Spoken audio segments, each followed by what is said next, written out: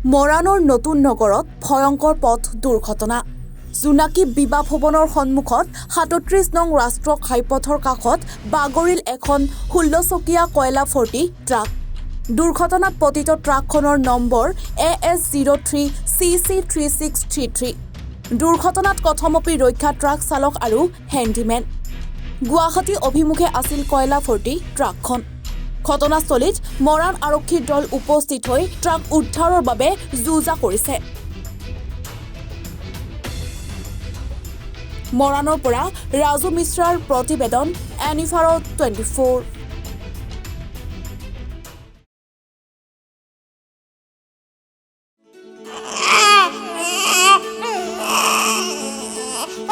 অভিনন্দন, আপোনাৰ এজনী ছোৱালী জন্ম হৈছে।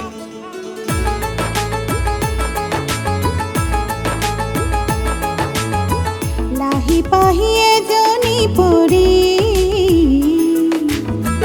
আহিলে ঘৰখন